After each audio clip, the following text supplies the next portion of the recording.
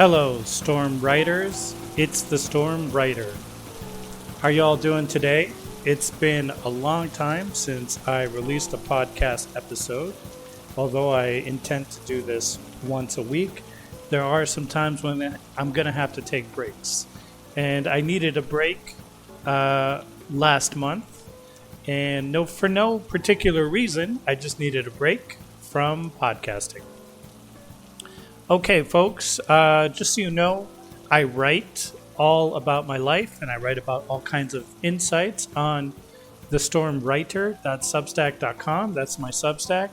And you can push all the buttons. You can like, subscribe, share, and check out other posts. And I would love to have you follow me on Substack, and you can tell me what you think of my work or tell me what you think of my words. All right. And here we are on June 11th, and I've got a story for you. So I'm going to be talking about a lot of things in the Substack. All right, that's my intro, and I'm going to go ahead and get going. All right, it's been a while since I created a podcast episode, and I want today's podcast episode to weave a couple of key ideas together. I want to talk about white supremacy and the outer and inner worlds, how they affect us on personal and global levels. I want to somehow talk about my past and how I realized and came to understand what happened to me.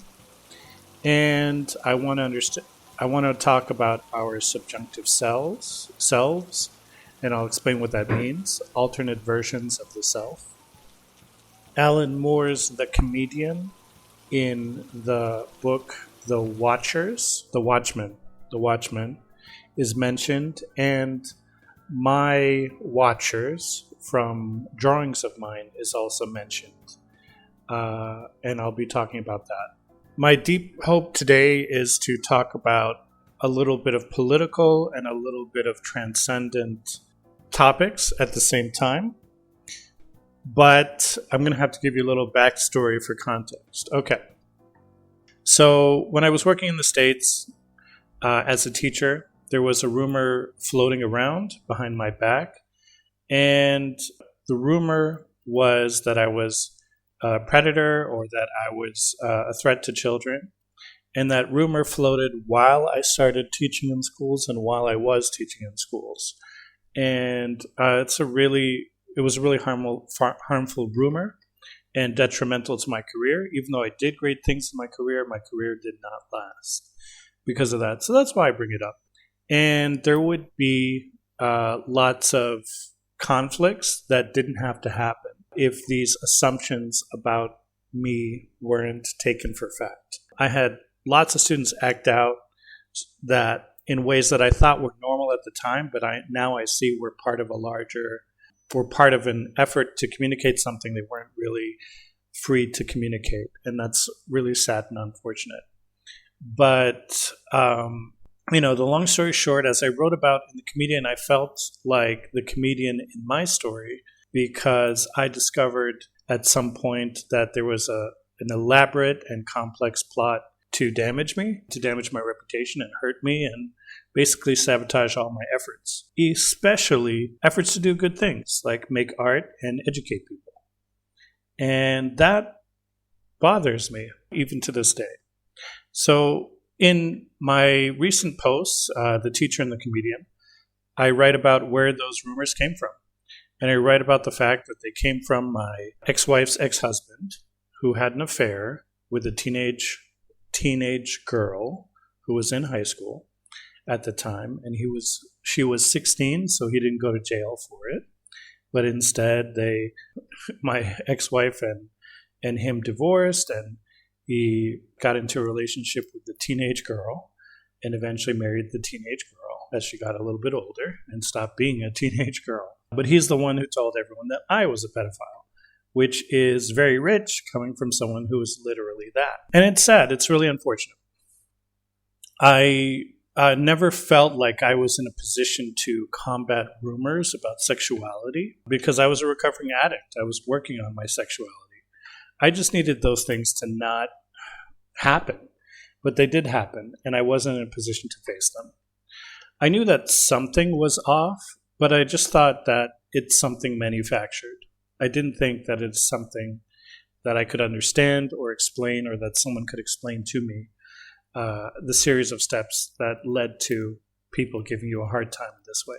One thing I wrote about or is talked about in my previous version, which was way longer, way too long, was that people seem to be offended with me showing up to places and doing things in a couple different places. Sometimes there were times when my ex didn't want me to be an artist, and I didn't understand why, and she couldn't tell me why. There were times when my ex didn't want me to go into education. Well, I didn't have a lot of options. This is one of the career paths that was open to me. She couldn't tell me why. All she could do was lash out about it. There are times where I joined a spiritual path and spiritual community, and my ex was upset about that, and some people there were upset about that. Generally female. Why? They couldn't articulate why. And so there was this trend of me doing new things and me entering new spaces, and someone will always be against it. And so I just got used to it as a humorous aspect of my life, I got used to it as a comedy, and I never understood how it could possibly be explained that some people are just cold, or maybe there's something wrong with that person. And that was often used as an explanation. Maybe it's a them thing, not a me thing. You can never really tell unless you ask people, is it a them thing or a you thing? You'll never really know. And so that's really the crazy part about it. Okay, that said, the first topic here is white supremacy and why it matters. As you can see, white supremacy is something that impacted me personally. The person who started this rumor was a white supremacist. And most of the people who spread the rumor and felt they had a duty to inform the people around them that I was up to no good, that I was a child predator, that just you wait, sooner or later, even 3 or 4 years would pass with me being at the same job. And they're like, no, but he's going to do something terrible. I just never understood this stuff. Well, it was mostly feminists, mostly progressives, and mostly liberals, which I count myself a member of, spreading rumors about me and against me, which is hurtful. This, had they known that this rumor originated with a jealous ex-husband who was himself a pedophile, they probably would have thought twice about spreading that rumor. Had they known that he's a white supremacist, they probably would have thought 3 times. This ex-husband person, this figure, the Joker, we can call him the Joker, he was a white supremacist. He was a staunch Republican and a libertarian, and totally on the other side of the political spectrum than the people whose consciences have been co-opted, right? Conscripted to spread information against me. And it's pretty baffling, or it's pretty ironic that a white supremacist is where this all begins. Okay, more about white supremacy. I was talking a little bit about redlining. I want you to know that white supremacy hurts everybody. It doesn't just hurt people of color, it hurts white people too. And I had talked a little bit about redlining. Redlining was a practice in the 60s, 70s, 80s in response to the civil rights era, where lots of African American families moved north and moved to places like New York, Boston, Philly, Baltimore.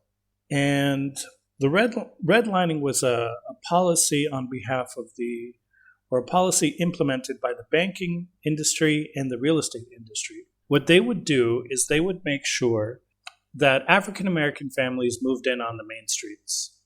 They wouldn't offer them loans to go live in the suburbs, which a lot of them probably would have wanted to do because they were from small towns, some of them. They weren't all from big cities.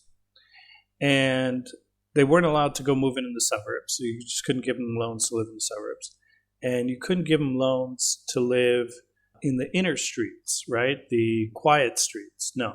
They had to give them loans only on the main streets in the suburban neighborhoods. So they were very close to the city, neighborhoods close to the city, neighborhoods that were semi-urban, but also semi-residential. places like Brooklyn, Queens, the Bronx for sure, places like Dorchester, Roxbury in Boston, West Roxbury. Those are a few of examples of places where the banking industry sought to line the main streets with folks of color. Why did they want to do that? Why wouldn't they just sell them any house equally? How does white supremacy and racism come into effect here? Well, the banking industry wanted to instigate white flight. They wanted to instigate white people to leave.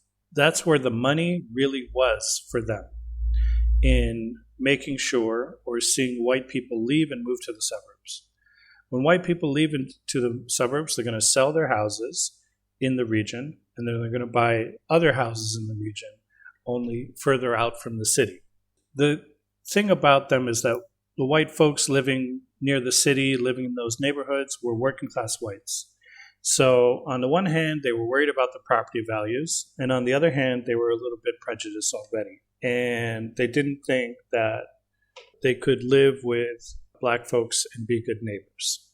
A lot of white folks didn't move, and those are the people who are happy now that they kept their property. Because those properties, by nature of their proximity and by nature of time, are worth a lot of money now, right? Any property in the 5 boroughs in New York is worth a lot of money. Any property 10 or 15 minutes away from downtown Boston is worth a lot of money in the greater Boston area. And when white flight was instigated intentionally by the banking real estate industries, it may have cost white people billions of dollars. Because had they kept their properties that were semi-urban, those properties would still be in their hands, and they'd be multi-million-dollar properties. In the South End, Roxbury, Dorchester, those properties are priceless today. You can't, especially those brownstones. They were selling in the 70s for $15,000, $20,000, $50,000, and now they're worth multi-million dollars. So a person's prejudice can really harm them in the long term. And that's why white folks would be better off not having those prejudices. Simple and put. White prejudices against other groups can often lead to an overpowered police force. When you have an overpowered police force, you have a police force that's accustomed to using police brutality. Police brutality can harm anyone. It doesn't have to harm people of color. It can harm anyone who's different. That means you can be a white person who's disabled, that you can be a white person who's elderly, or a white person who's too young. You can be a white person who's a kid with an attitude, and you're likely to incur police brutality rather than someone executing the law fairly or according to the manual. White supremacy and police brutality cannot be controlled. I think the big thing that white folks learned from the Nazis is that the ideology of white supremacy spins out of control. All of a sudden, the Germans are invading France. The Germans are invading Poland. The Germans are on their way to Russia. There's no one who stops and says, wait a minute, let's hold back for a minute. The impulse that comes with this ideology is extreme. And it will impact many people, white or not white. You're seeing it with Israel. Even Israelis are suffering from a totalitarian Israeli state, to say nothing of Palestinians or Lebanese people or other Arabs. Even Israelis who speak out against the Israeli regime end up in jail, they end up arrested, and they lose their jobs, and there's no tolerance. So it's something we need to think about. We need to reconsider narratives that come from white supremacists and white supremacist narratives and what role they play. And if anyone is accusing anyone else of being a pedophile or a child predator, that evidence should be presented immediately and brought to the public immediately and brought to light. And the accused person should be accused. one of the biggest problems with this rumor is I was never accused. It was kept a secret from me for 20 years, which is incredibly harmful. Why was I never accused? Had I been accused formally or in person, not even formally, just informally, but just say it to my face, I could have resolved it because I could have found out where it comes from and what I should do about it. But that never happened. So now I'm talking about hindsight is 2020 when a person relaxes. I had no idea. I had no sense of what was happening to me while it was happening.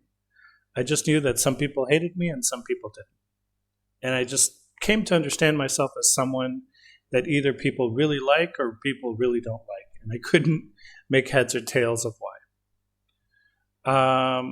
So I was an enigma.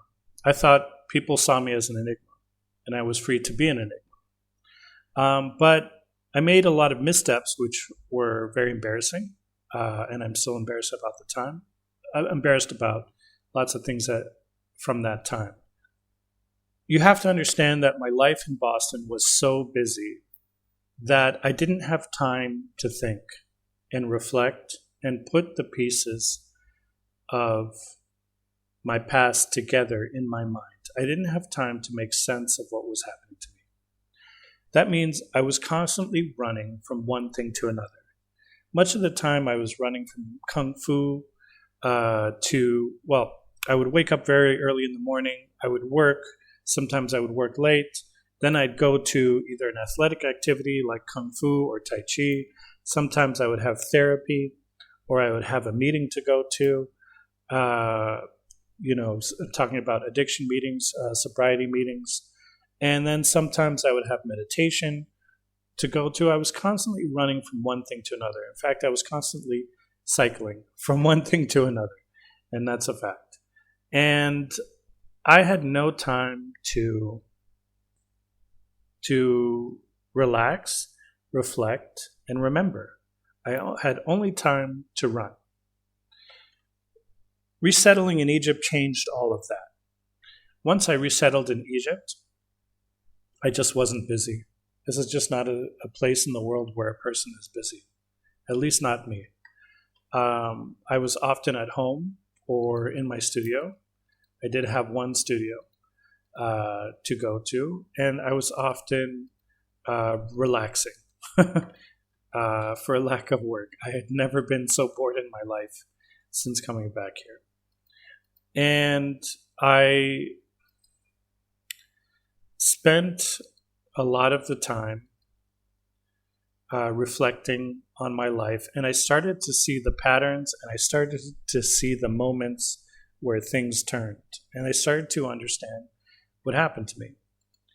To make matters even easier, the kinds of things that were happening to me in the States kept happening to me in Egypt.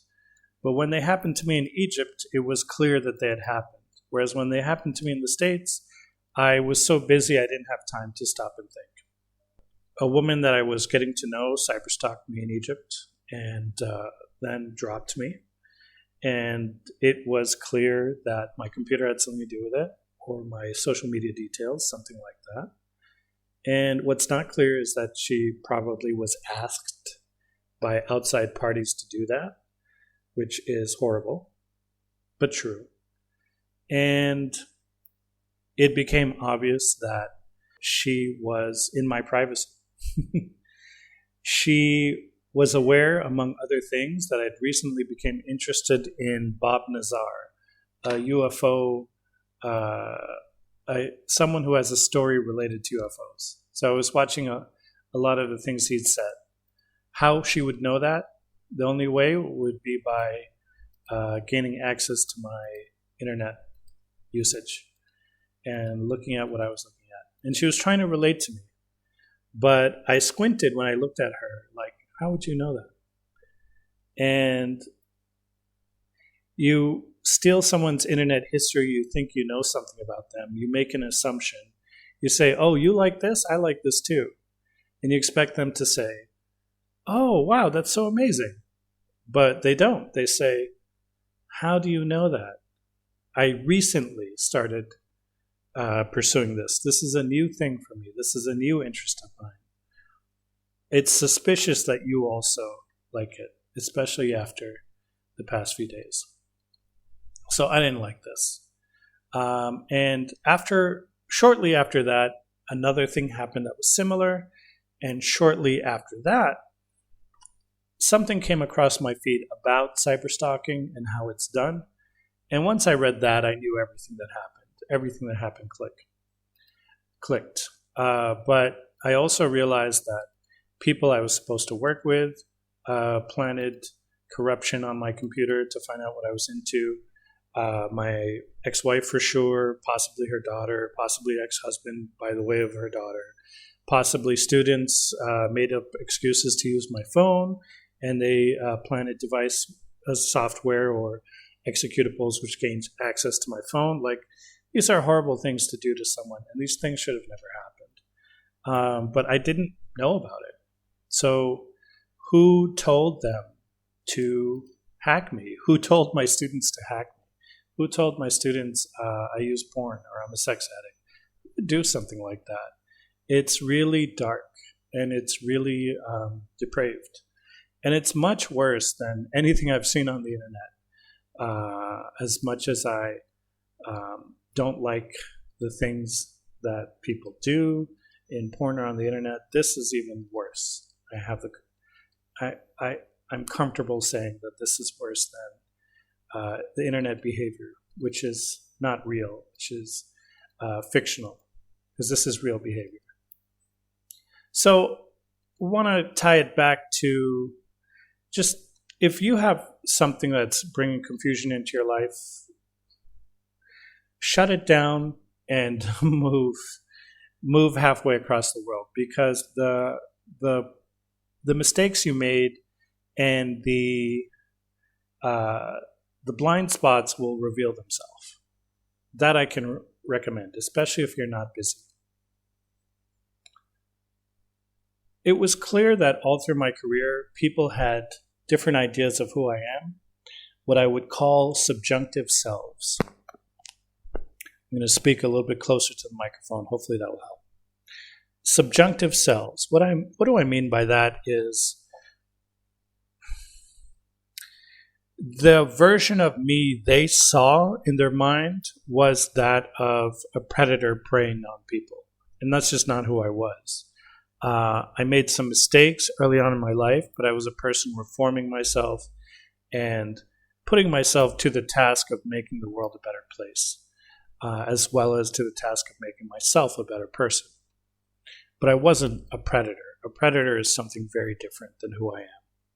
First of all, a predator knows how people think and how people will react.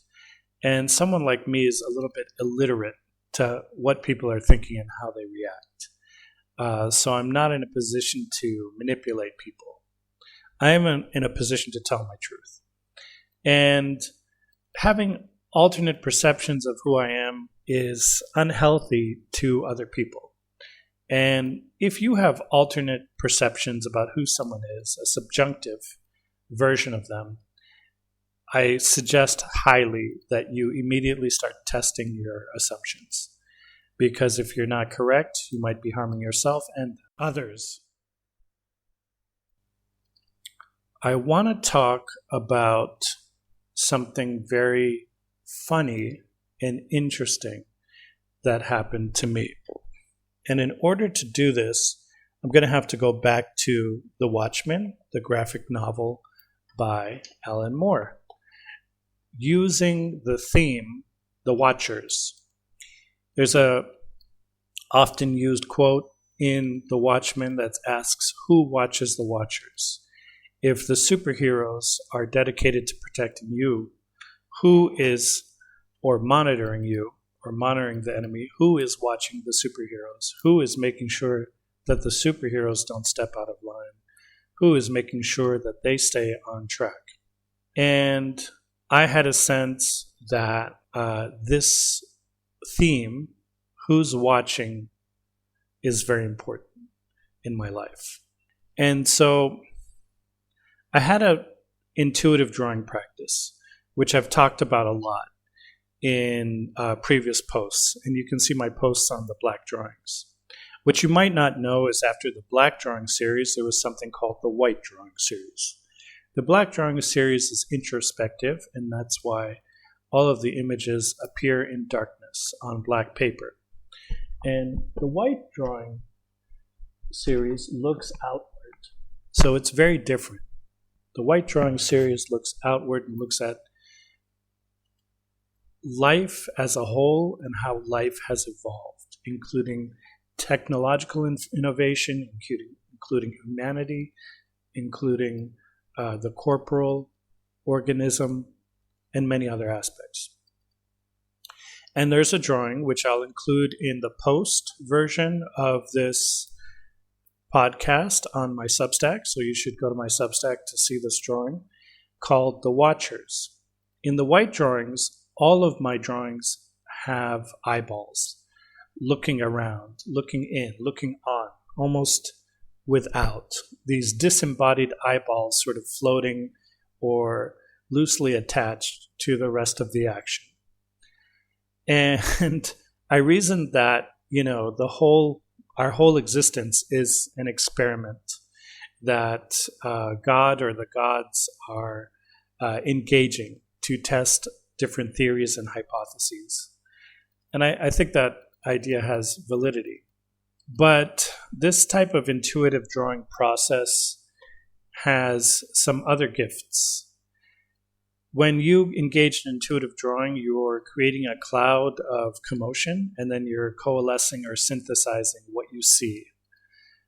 For the artist becomes a kind of shaman and brings in truths from the other side of reality, truths that the artist could not really know. And so the intuitive drawing process illustrates things that they want the artist to know, that the other side, the angels, the universe wants the artist to know. And it's called intuitive drawing. You can call it automatic drawing. And I'm going to call it today automotor telepathy or kinesthetic telepathy, meaning that you're actually engaging in a little bit of telepathy when you're engaging in automatic drawing.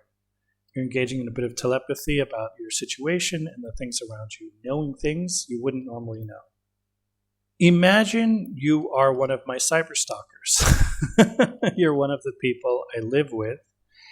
And,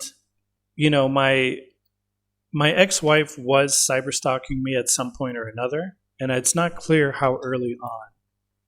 But my thought is that she started monitoring my internet behavior by using my computer and planting active elements or JavaScripts or whatever on my computer and gaining access. They just do what the software tells them to do. They don't have to really do much on their own. They can just open up a PDF and everything else will happen.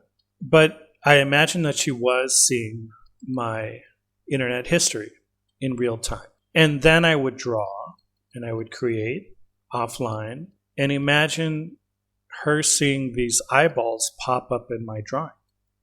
I imagine that she felt like maybe I knew that I was being watched through the computer or that my digital self was being watched. One thing you have to understand is she was more of an intellectual thinker and I was more of a creative, intuitive type. Now, that doesn't mean I can't be intellectual. It doesn't mean she can't be creative, intuitive. For example, when a person is not thinking, perhaps they're doing an activity that comes natural to them, like cooking. And when they do that, they're in an in a creative, intuitive space. When I'm teaching, I might be more of an intellectual space.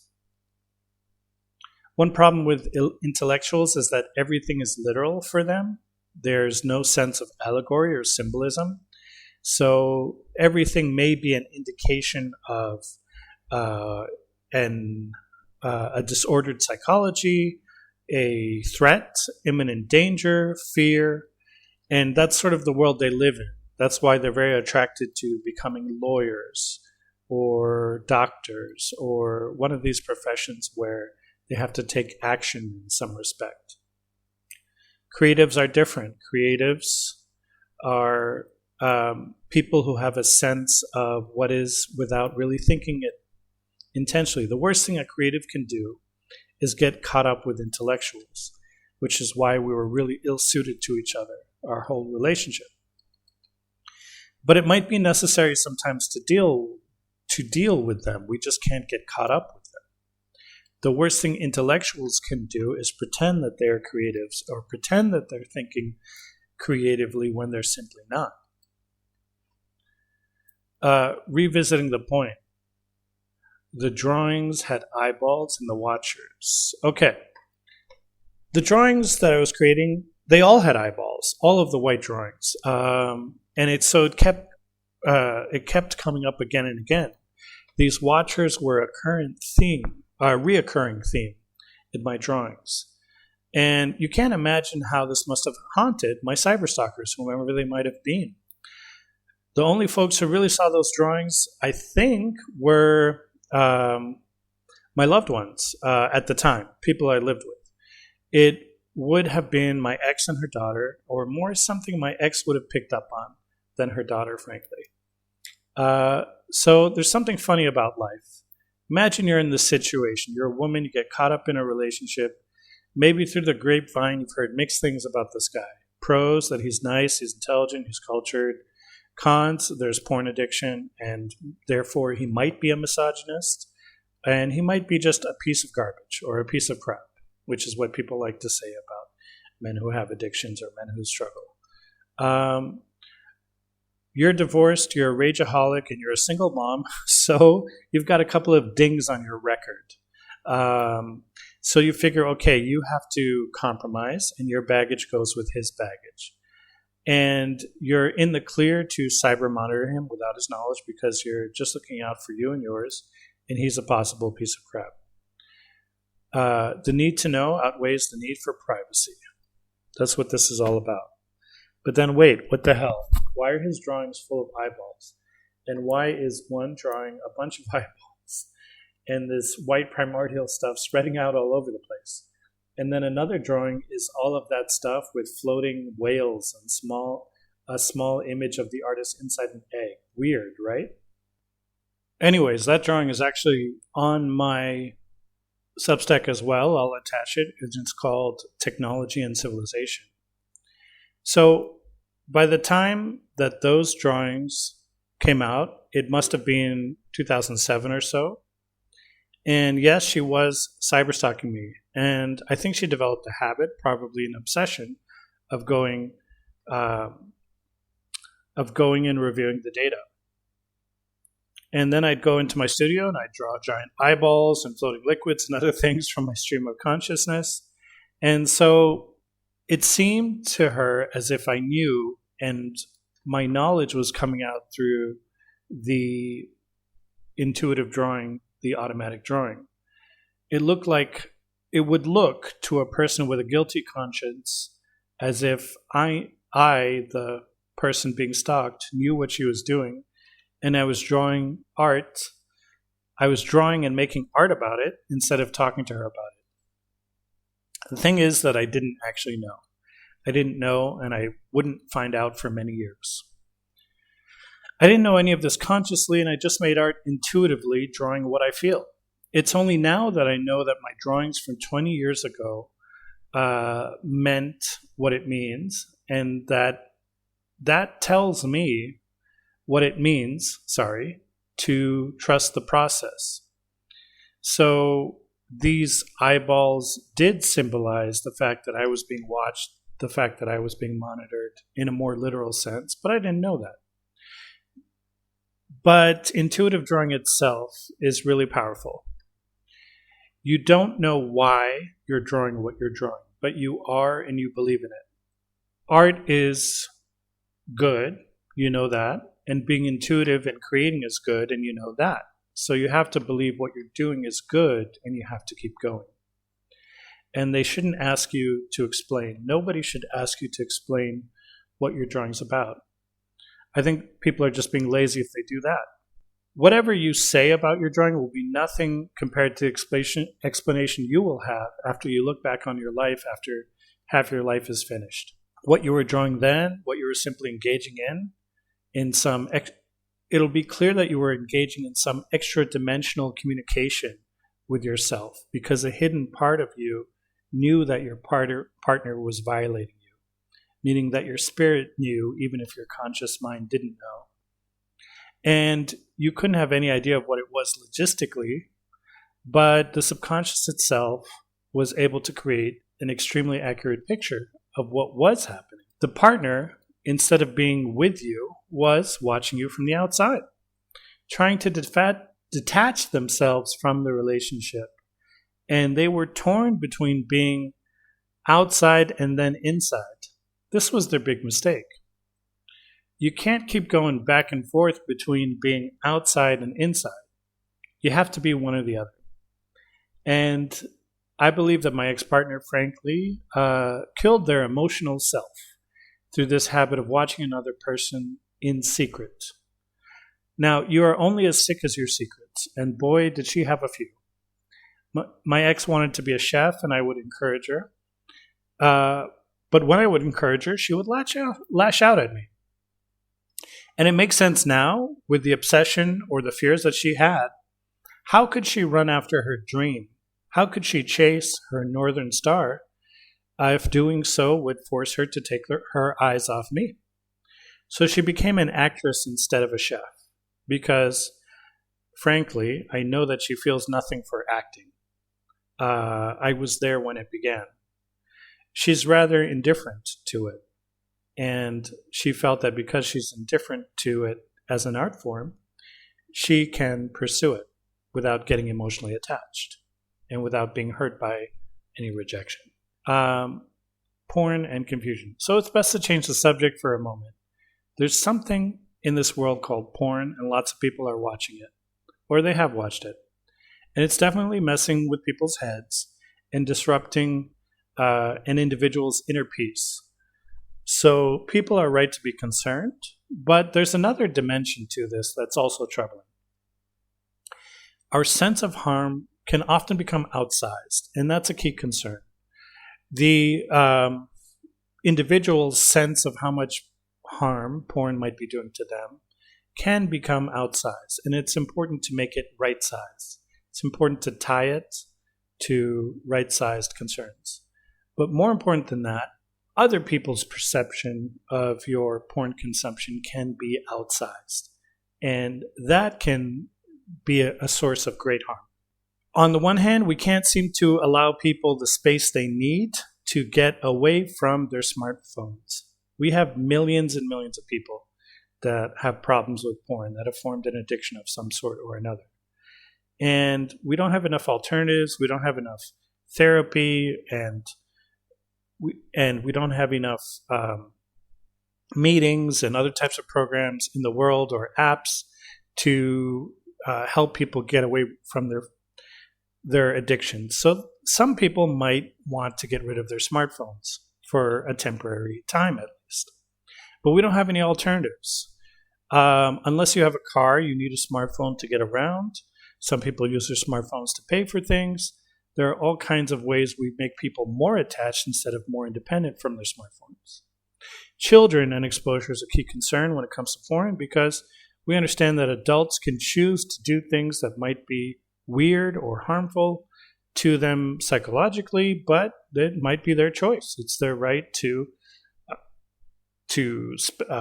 use their time how they please. But for children, exposure is a key concern. They don't have the argument that it's okay for them to look at pornography, and we should be concerned about their development if they start using pornography at a very young age. That's normal. A lot of our dialogue on porn misses the mark. We should be concerned about children trying to copy what they see online.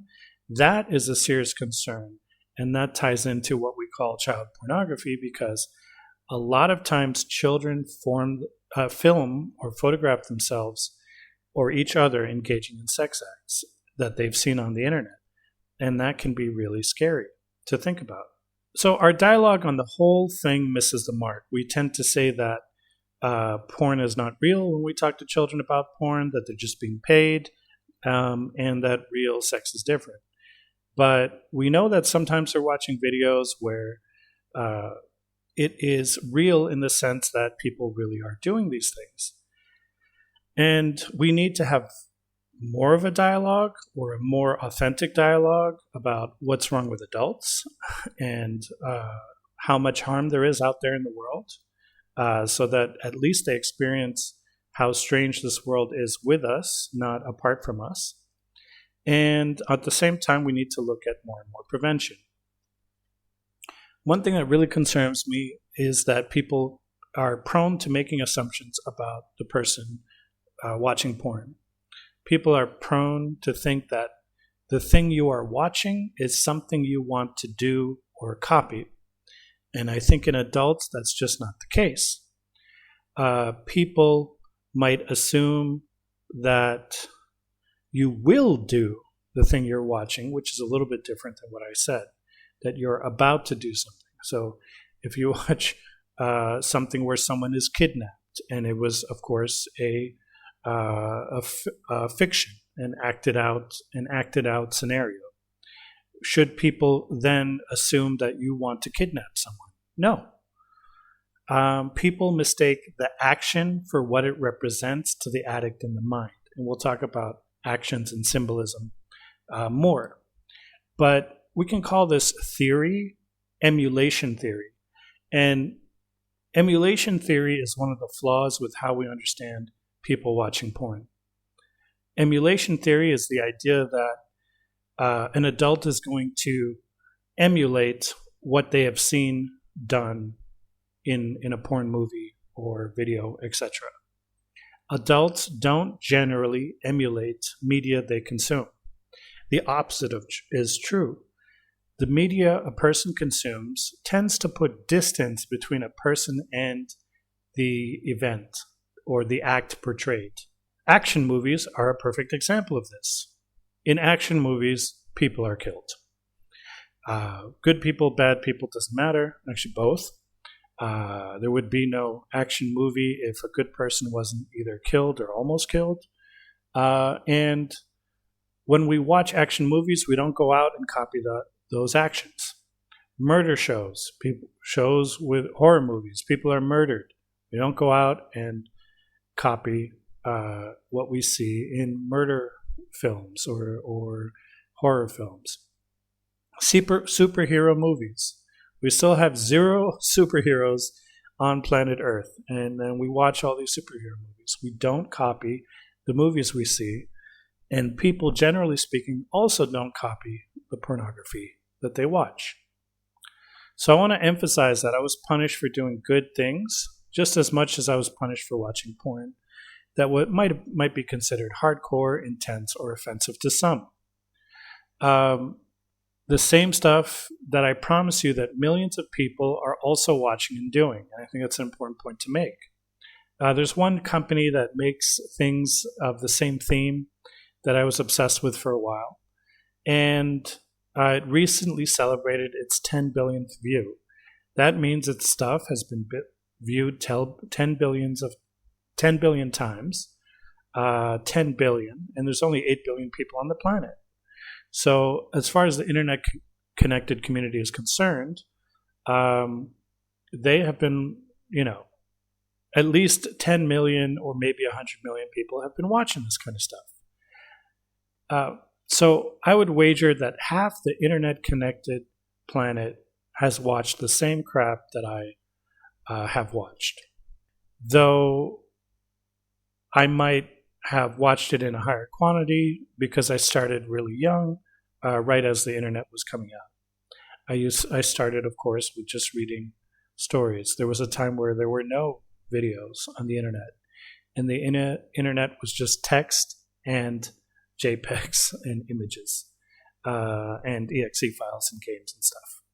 So I started younger than most people, but I'm not proud of this, but I also think that we should defend people from being defamed just because they developed an addiction or a curiosity or an obsession with pornography or similar content or erotica.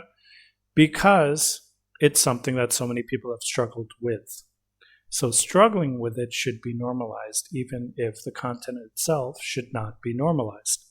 It's incredibly embarrassing to talk about these things, but as I talk about them, I feel better about them. I know that I was different. I was a unique person in the sense that there's this side of me that seems terribly mundane, and there's this side of me that seems terribly gifted.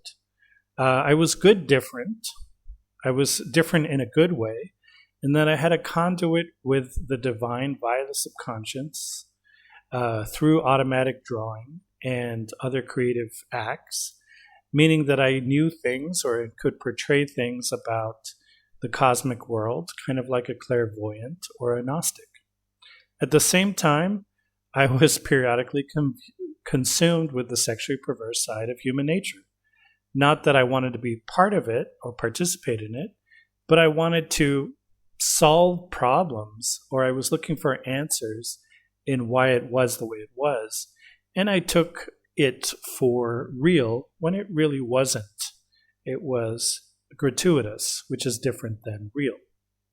One of the interesting things that I've learned or reflected on and come up with as an answer is that my difficulties in my youth have to do with communication and have to do with being able to communicate with the people I care about or the people I want to communicate with, as well as the rest of the outside world. And I was unable to do so or felt uncomfortable doing so. And in the course of being a sex addict and becoming addicted to pornography, intercourse itself became a kind of symbol and substitute for communication, which is what I really wanted to learn how to do. Meaningful communication. Intercourse is, of course, not communication, but it is a transfer of information from one place to another. It is a transfer of genetic information, at least in its theoretical form, in its biological sense, right? Between animals, for sure, if you're not wearing protection. Genetic information is transferred from one place to another. And at the very least, some minimal communication between bodies and some affection is transferred from one place to another. But for the most part, it's not really communicative. And it's not communicative about a person's feelings or a person's emotions or a person's experiences or understandings, or it's not communicative of a person's affection in the way that's needed much of the time. But nonetheless, intercourse came to kind of represent or symbolize communication, even though it simply wasn't that. Just as a drawing of eyeballs symbolizes watching, a drawing of eyeballs symbolizes watching, but that drawing doesn't watch anything. It's just a symbol. And somehow, here, I'm at the end of my podcast. Unless there was a piece missing. No. Oh, yeah, and then I talked over. Okay, so I'm going to recap everything. All right, so thank you for listening to my podcast. Here's what I talked about today. I talked about white supremacy in the outer and inner worlds and how white supremacy hurts people personally and globally. It hurts people politically and individually. And it hurts people regardless of their race or affiliation. White supremacy hurts everyone, even white people. I talked about my life, and I talked about hindsight is 2020.